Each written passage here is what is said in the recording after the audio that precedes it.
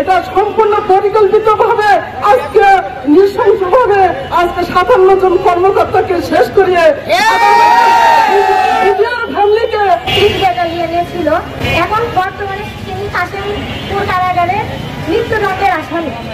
আমাদের 16 বছরের চাকরি এবং বেতন এবং আমার বাবাকে যেন তাড়াতাড়ি করে ছেড়ে দেওয়া হয় এবং যেসব বিডিআর আঙ্কেলরা বাহিরে আছে চাকরি চলে গেছে তাদের চাকরিটা যেন তাড়াতাড়ি করে ফিরে দেওয়া হয়।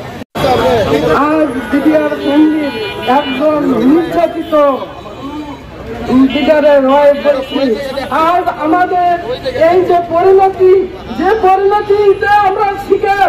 আজকে আমার হাজবেন্ড যে জেলে আছে, আমার 3টা সন্তানকে নিয়ে আমি যে কত কষ্টে তাদেরকে লালন পালন করছি একমাত্র আল্লাহ পাকেই জানেন। তবে এটা সম্পূর্ণ পরিকল্পিতভাবে আজকে নৃশংসভাবে আজকে 57 জন কর্মকর্তাকে শেষ করিয়ে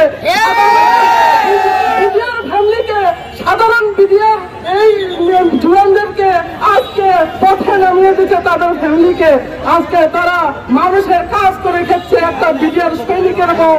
আজকে আমাদের বিচার চাই যে 57 জন কর্মকর্তার হত্যা মামলার বিচার চাই এবং আমাদের যত বিডিআর ফ্যামিলি বিডিআররা জেলে আছেন তাদেরকে আমরা মুক্তি চাই, তাদের জেল থেকে আমরা অতি দ্রুত মুক্তি চাই। এই এবং আমাদের পেনশন ভাতা যেন আমাদের সরকারে আমাদের সাধারণ ফ্যামিলিকে দিয়ে আমরা কোন রকম জীবনযাপন করতে পারি। এই 15 বছর আমরা অনেক কষ্ট করেছি বিনা দোষে বিনা অপরাধে। তো আজকে আমরা এই সরকার কাছে জানাবো যে আমাদের যে মানে ধ্বংস আমরা হয়েছি তা যেন বিবেচক ভাবে আমাদের দিকে দেখেন।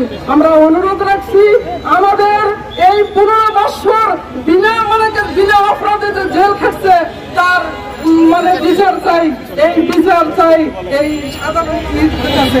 এই বলে আমি আমার সংক্ষিপ্ত কথা, আমার নাম শামীমা আক্তার লিপি, আমার হাজবেন্ড বিডিআর গাউসুল আজম বিডিআর, আমার থানা গোবিন্দগঞ্জ, জেলা গাইবান্ধা। উনি বর্তমানে কাশিমপুরে আছেন দিয়ে।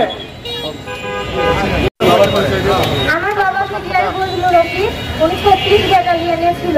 বর্তমানে তিনি কাশিমপুর কারাগারে মৃত্যুদণ্ডের আসামি। আমার বাবার ওপর আপনার 7টা কেস দিয়ে রাখছে, প্রত্যেকটা কেসে তাকে মৃত্যুদণ্ড দিতে। আমার একটা জিনিস জানার ছিল, আমার বাবা কি একাই এই 7টা কেস করছে? উনি কখন আগুন লাগালো, কখন অস্ত্র নিয়ে আসলো? আমার তো মাথায় ধরে নেই যে আমার বাবা 7টা কেস একবারে। আর আমার জানার মতো যারা বিডিআর আপনার জেলে আছে তাদের সবার উপরে একই কেসই বারবার দিয়ে রাখছে। আর আমরা যখন ছিলাম ছোট বিডিআরের পরিবার এত সচ্ছল নয় যে তিনি 16 বছর জেলে রাখছে, একটা টাকাও বেতন দেয়নি। আমরা আমাদের জীবনটা ছোট থেকে বড় হলাম, আমরা আমাদের জীবনটা কিভাবে কাটলো?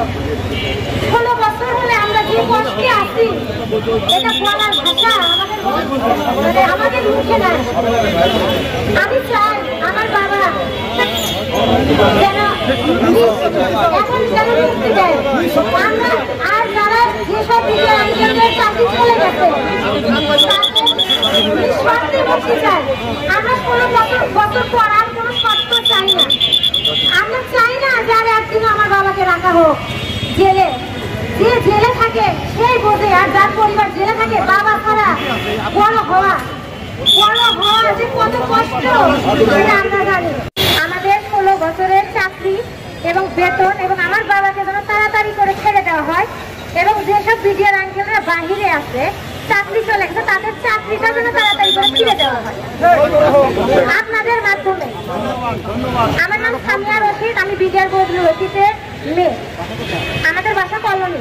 যখনই শোনে যে আমরা বগুড়া, তখন আমাদের সাথে কি যে দুর্ব্যবহার করে ভাষা নাই। জানি না বগুড়ার মানুষ কি করছিল ওই সরকার।